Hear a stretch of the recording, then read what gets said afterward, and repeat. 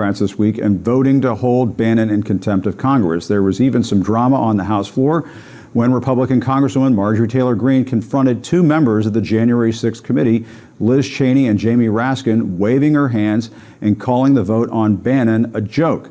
Now, I went up to the Hill to ask Marjorie Taylor Greene about that moment, and here's what she told me. And what about that confrontation with Congresswoman Cheney? Why did that happen? She's a traitor. She's a traitor? Yeah. How can you say that? Pretty easy. We then caught up with Greene a second time, and I asked her why she would not hold Bannon in contempt. What was the rationale behind your vote? The rationale behind my vote is I'm not self-absorbed like the rest of these jerks here in Congress.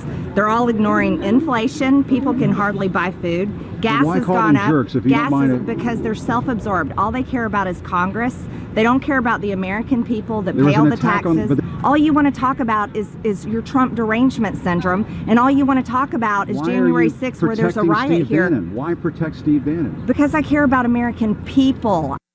I just continue to have trouble believing that people like Marjorie Taylor Greene are in the halls of Congress.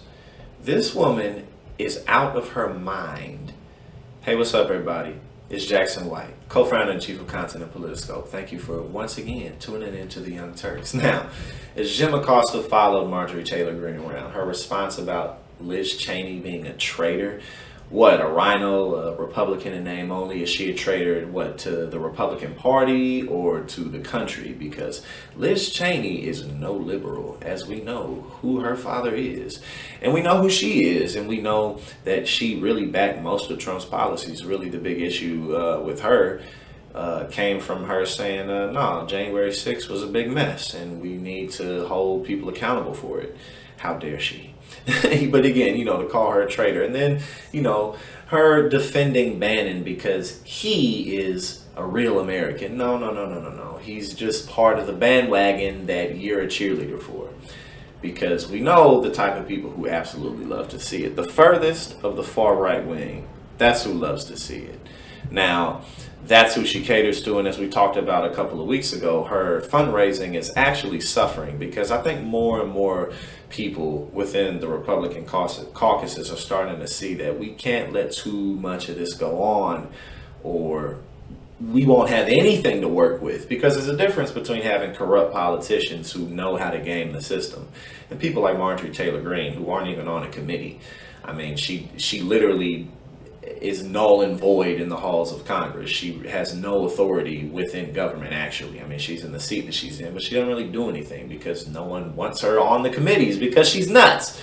So it's really just a shame to see this type of thinking and this type of energy continue to engulf the right wing in America. And this will continue to be one of the Republican Party's largest problems, because that is becoming more and more of the base that they have to hold on to. And that base wants more of what Marjorie Taylor Greene brings to the table. But again, she's not even on any committees. So this will be interesting to continue to see. And especially as she's up for re-election, we'll see if she's able to re-win. But more and more people like her are running in the Republican Party. So let's keep our eyes on the ball and see what happens.